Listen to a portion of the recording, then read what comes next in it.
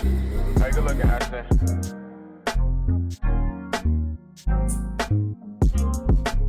As I was saying, it's important to just understand that on your recovery, you're going to experience pains that you've never felt.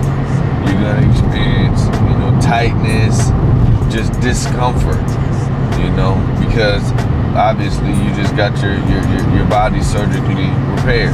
So keeping those things in mind will allow you to be able to enjoy the process, because if you can adapt a mindset and a perspective like, you know what, I'm going through less pain than I was yesterday. Or if you can adopt a perspective like, I may be in pain today, but, I'm going to just keep on going because I know that this pain is going to subside at some point. So let me just keep on working. Ain't no need in me getting upset and frustrated about it. Let's just keep on working. It's just about your mindset, man. You literally have to trick yourself. There's going to be a lot of people around you that are going to doubt, what you can do. They're going to doubt your progress. They're going to doubt your recovery. They're gonna question whether or not it's gonna be possible for you to play again. People are just gonna doubt you. It's not even them doing it purposely. A lot of people just doubt themselves. They doubt that they would be able to do it themselves. So when they're asking you questions, they're putting that doubt on you.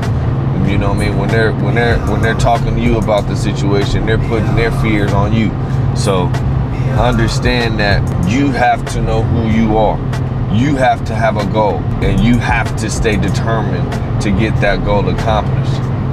Or else everybody else's fears will start to, creep into your own mind, and then they'll start to affect your rehab. So these are very, very, very, very important things that I learned from dealing with ACL, dealing with Achilles, dealing with meniscus. When I got my meniscus taken out, the doctor told me that I was only going to be able to play. The doctor told my dad that I was only going to be able to play basketball for 2 years after that surgery. He never told me that. What he told me was I risk the chance of having arthritis in the future.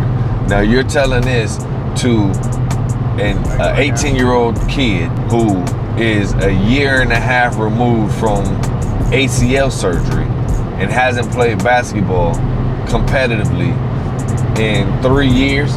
So I said, all right, that's cool. Yeah, that's fine. Take it out. I'll be back in 2 weeks. Yep. All right, I'll be back in 2 weeks. I'll get to play. I ain't gonna have to miss the season. Let's do it. My dad told me when I woke up from the surgery, hey, you know that you only gonna be able to play basketball for another 2 years? That's what the doctor said. I'm like, what? He didn't tell me that. Immediately, fear in my mind. Now, after that fear is gone, I'm hot. I'm hot at the doctor for not telling me that, but I want to thank the team chiropractor that we had at my school, Dr.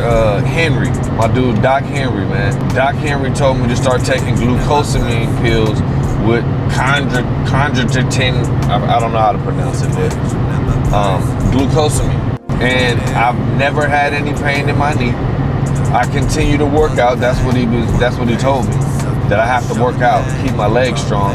So I've continuously worked out. I've never had another knee injury. I don't have pain in my knee. I don't get swelling in my knee. I don't get pain in my knee when it's cold.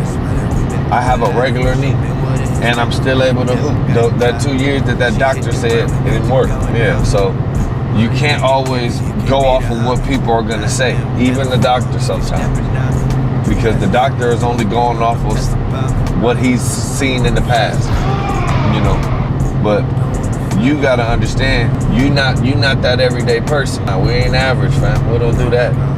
We don't do that. Watch this.